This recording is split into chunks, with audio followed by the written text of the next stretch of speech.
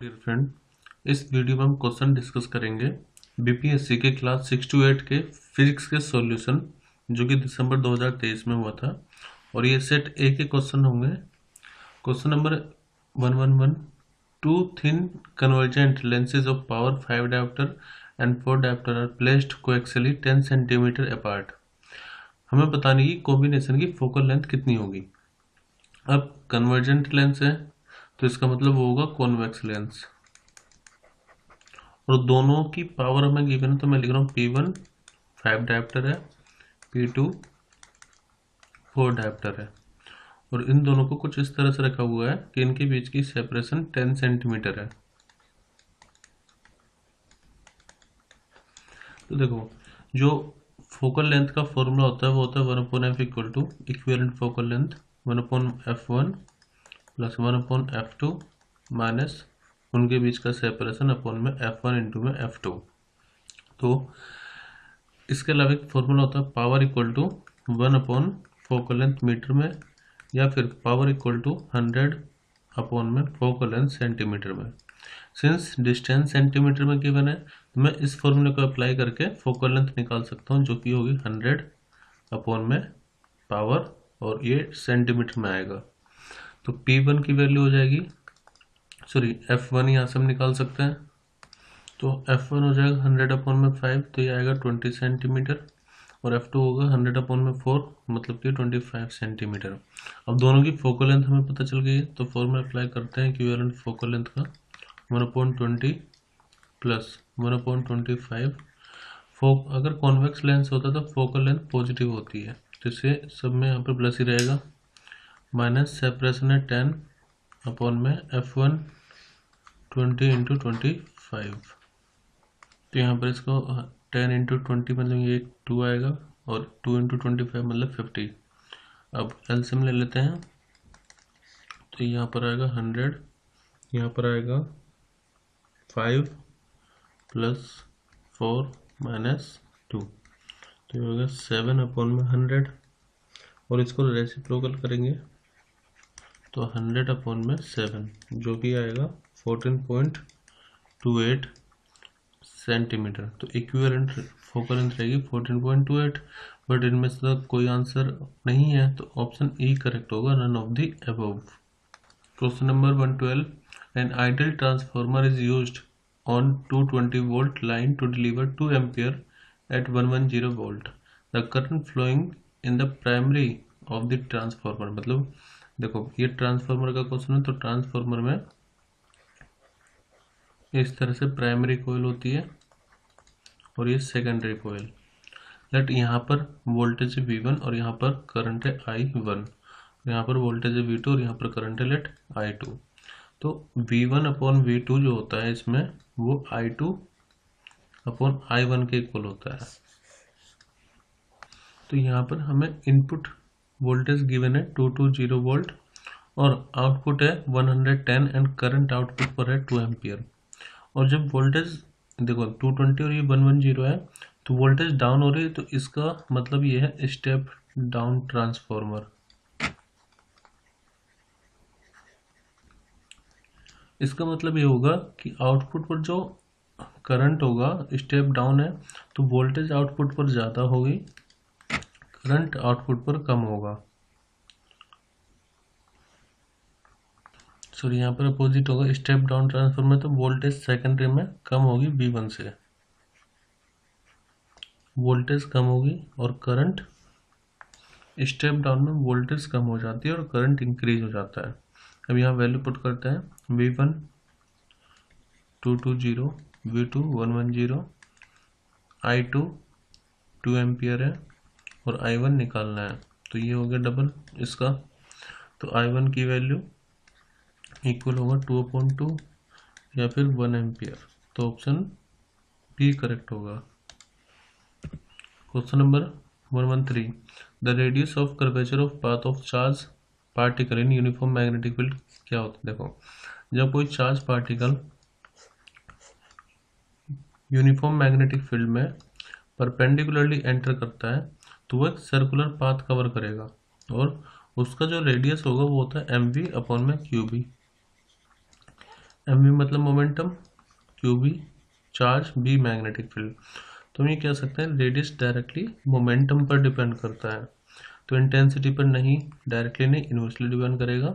Momentum पर directly depend करेगा, charge पर इन्वर्सली डिपेंड करेगा। तो ऑप्शन बी करेक्ट होगा, R equal to M V upon में Q B. Question number 114, imagine a light particle planet is revolving around a star. मतलब कि एक स्टार ले लेते हैं पहले, लाइक सन, और उसके सराउंड में कोई प्लेनेट है जो कि रिवॉल्व कर रहा है और रेडियस है R with time period T. अब आगे गिवन है कि gravitation force is proportional to R की पावर -5/2। जनरली आपने ग्रेविटेशन फोर्स का फॉर्मूला पढ़ा होगा, F equal to G m1 m2 upon में आर स्क्वायर। जनरली ये प्रोपोर्शनल होता है आर की पावर -2 के, बट यहाँ पर आर की पावर -5/2 है। देखो, जब ग्रेविटेशन फोर्स आर स्क्वायर पर डिपेंड करता है तो तब टाइम का स्क्वायर आर की क्यूब पर डिपेंड करता है according to Kepler's law. But यहाँ पर हमें फाइंड करना है कि किस तरह से टाइम आर पे डिपेंड करेगा। तो पहले मैं इसको एक कांस्टेंट लिख लेता हूँ, let F equal to R upon में आर की पावर 5/2 लिख सकते हैं इसको। यह है ग्रेविटेशन फोर्स। अब जब पार्टिकल रिवॉल्व कर रहा होगा तो इस पार्टिकल पर अंदर की तरफ एक सेंट्रीपिटल फोर्स लगेगी जो कि ग्रेविटेशन फोर्स को बैलेंस करेगी। तो सेंट्रीपिटल फोर्स का फॉर्मूला होता है एम वी स्क्वायर अपॉन में रेडियस आर, या अगर मैं इसको ओमेगा के टर्म में लिखूं तो ओमेगा के टर्म में ये होता है एम ओमेगा स्क्वायर इंटू में आर। तो यहाँ पर हम ग्रेविटेशन फोर्स और सेंट्रीपिटल फोर्स को बैलेंस करेंगे। तो के अपॉन में आर की power 5/2 equal to M omega का स्क्वायर इंटू में आर। देखो, ओमेगा इक्वल टू होता है 2π/t के, तो मैं यहाँ से इसको एम 2π में टी का स्क्वायर इंटू आर, या फिर एम 4π का स्क्वायर रेडियस आर अपॉन में टाइम का स्क्वायर हो जाएगा ये। तो के अपॉन आर की पावर 5/2 इक्वल होगा 4π स्क्वायर एम आर अपॉन में टी का स्क्वायर, या इसको मैं ऐसे लिख रहा हूँ के अपॉन में आर की पावर 5/2 4π स्क्वायर एम आर की पावर आर अपॉन टी की पावर 2। अब क्रॉस मल्टीप्लाई अगर हम करें तो टी स्क्वायर इक्वल टू आएगा 4π स्क्वायर एम अपॉन में के, और आर की पावर 5/2 आर की पावर 5/2 और 1 ऐड होंगे तो ये होगी 7/2। तो हम ये कह सकते हैं टी का स्क्वायर आर की पावर 7/2 पर डिपेंड करेगा। तो करेक्ट आंसर होगा ऑप्शन सी। तो जब भी इस तरह की सिचुएशन आए ना कि ग्रेविटेशन फोर्स आर की पावर -2 पर ना डिपेंड करके किसी और पर पावर पर डिपेंड कर रही है, तो आप इस कंसेप्ट को अप्लाई करें कि ग्रेविटेशन फोर्स को सेंट्रीपिटल फोर्स के इक्वल लिख लें, और सेंट्रीपिटल फोर्स का फॉर्मूला आप लिखें टाइम के टर्म में, तो आप इजीली टाइम और जो रेडियस होगा उस पर डिपेंडेंस फाइंड कर पाएंगे। Question number 115, when a proton injected magnetic field perpendicular to the line of force, तो वो कैसा पाथ फॉलो करता है। देखो, अगर कोई चार्ज पार्टिकल मैग्नेटिक फील्ड में एंटर करें तो उस पर जो फोर्स लगती है वो होती है F equal to Q V B sine theta.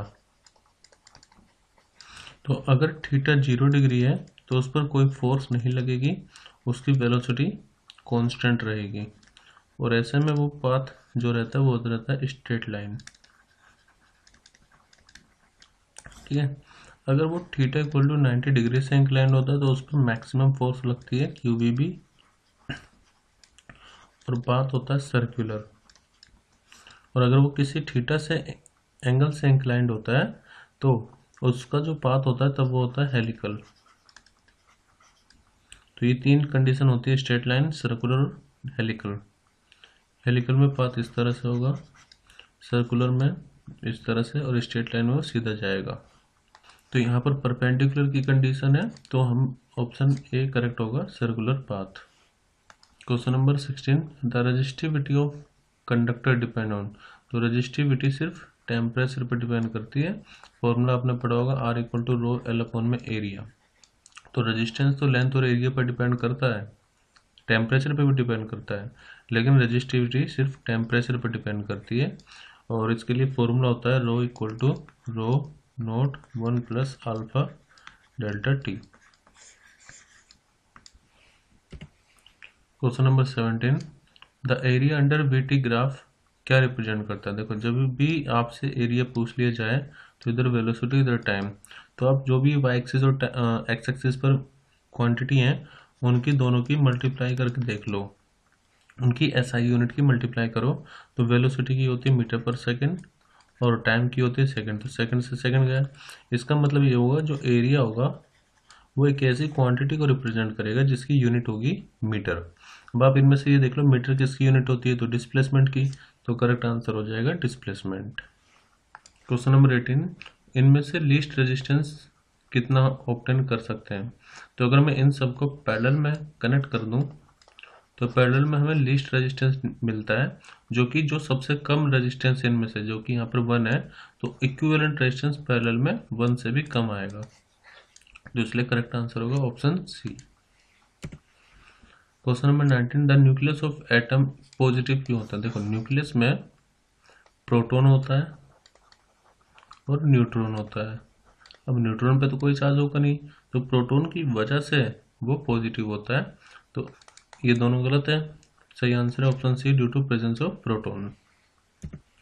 Question number 120 में वोल्टेज का फॉर्मूला पूछा गया है। देखो W इक्वल टू होता है Q इंटू में V, और एक फॉर्मूला I इक्वल टू होता है Q अपॉन में टाइम T। अगर मैं इसको ऐसे लिखूँ तो W इक्वल टू यहाँ से Q इक्वल टू कितना आएगा, करंट इंटू में टाइम, तो मैं Q को लिख रहा हूँ IT इंटू में V, V इक्वल टू होगा W अपॉन में I इंटू में T। इसका मतलब वोल्टेज बराबर होगा वर्क डन अपॉन में करंट इंटू टाइम, तो ऑप्शन ए ही करेक्ट होगा। क्वेश्चन नंबर 121 है, as the wavelength is increase from violet to red, तो ल्यूमिनेसिटी क्या होगा।